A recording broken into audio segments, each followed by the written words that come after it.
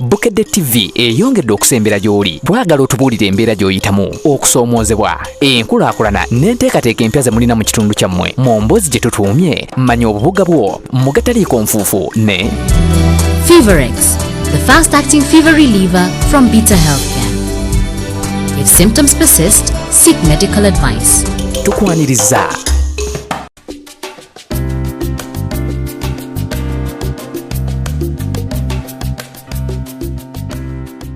Akabuga k'Ennansana ke kamu ku bubuga obukulaakulanira ku misinde egya yiriyiri era nga mulimu abantu abakola emirimu egy'enjawulo. Kasangibwa ku njegoyego z'ekibuga Kampala ku luguudo oludda e Hoima. Akabuga kano kafuuse kaalinnya oluvannyuma lw'abayimbi okukayimbako nga Pastor Bugembe saako n'omuyimbi omulala Sizaman ayimba oluyimba lwa Angela mwagambira nti Angela ow'Ennansana.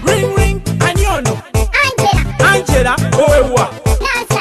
Ebimu ku bireese enkulaakulana mu kabuga kano mulimu amasomero. Gavumenti okuva doyatta buli omu n'asobola okuba nti asobola okutandikawo amasomero agage. Amasomero ga private gayambye nnyo ku byenjigiriza mostly mu Nansana. Enguudo ziwooteere saako n'abantu abajja ensimbi mu bitundu ebirala ne bajja bazimba ebizimbe ebirabika obulungi mu kitundu kino. Mu Nansana mulimu ziwooteeri, lodge, ebifo ebisanyukirwamu bingi ddala. Weewaawo ng'abamu ku babiddukanya be twogeddeko nabo beekokkola emisolo emingi egiba binikibwa. Bakuteekako emisolo mingi nga bizinesi ate ennaku zino ssente nazo zikendedde. Ogumu ku mirimu bannansana gye beenyigiddemu ennyo nga kigambibwa nti kye kimu ku nsonga etitimusizza akabuga kano be bakayungirizi b'ettaka n'amayumba. Bano balina woofiisi kumpi buli wantu era nabo batunnyonnyodde ebifa ku mulimu gwabwe. Tuleese enkulaakulana y'amaanyi. Tuleese basenze ne bazimba amalwaliro, basenze ne bazimba amasomero ne neighborhood ennungi ekitali mu Nansana. Newankubadde ng'akabuga kano kalina ebirungi bingi, bangi ku batuuze beekokkola ensonga ezimu ze bagamba nti ziremye okugonjoolwa nga banokoddeyo ebyokwerinda abantu mwe bakubirwa obutayimbwa kumpi buli lunaku. Ebyokwerinda bya mukisa bubi kubanga n'ekkomera obukomera tetulirinaamu. Era bw'ojja ku police station n'abaliwo nga babagabanyizza ku population eriwo kumpi buli musirikale alina abantu mitwalo ng'eta. Naye obuzibu bwe tulina nti tuyina abantu kati nga bano abaana be boogerako ab'ebikyupuli. Ssentebe wa zone 7 to 8 Fred Kabanda ensonga eno agissa ku bantu abatamanyiddwa gye bava abeeyunidde ekitundu kino. Abantu bangi nnyo babagobye mu kibuga Kampala akati ne baddukira mu bitundu bino ebyetoolodde Kampala.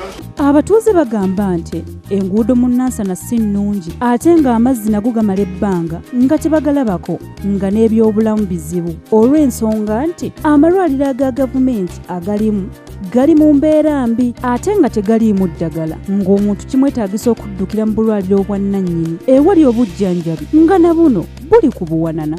Naye bw'otunuulira Nansana nga Nansana erimu ne kanso ennamba terina ddwaliro, tetulina mazzi ng'ate omuntu mungi. Ekyo ne twewuunya kansulo ya Nansana biki byeyinza okuba developings.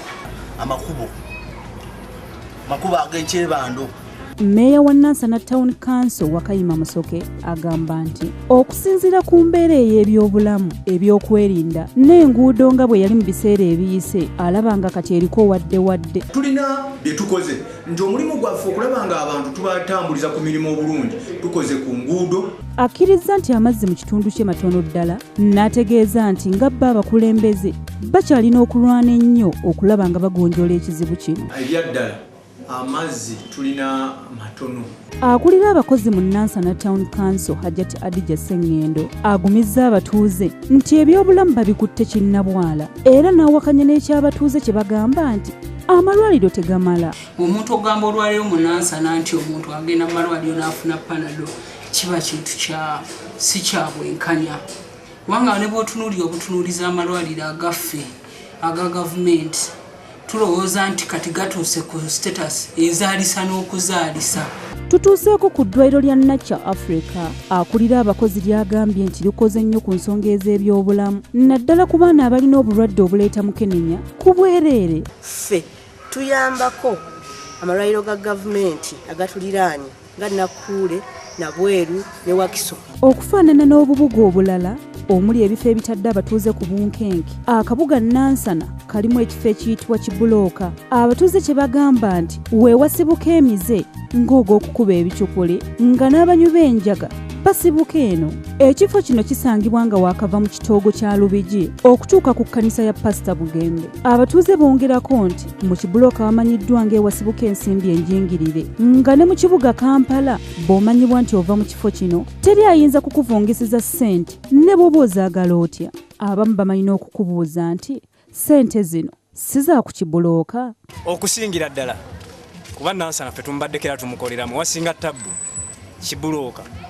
Bwe kati bwe kabadde akabuga k'e Nansana, tusinkana olwokuna olujja n'akabuga akalala tokasubwa. Manya obubuga bwo mu gataliiko nfuufu ne Feverex, the fast-acting fever reliever from Beta Healthcare. If symptoms persist, seek medical advice. Feverex, a quality product from Beta Healthcare.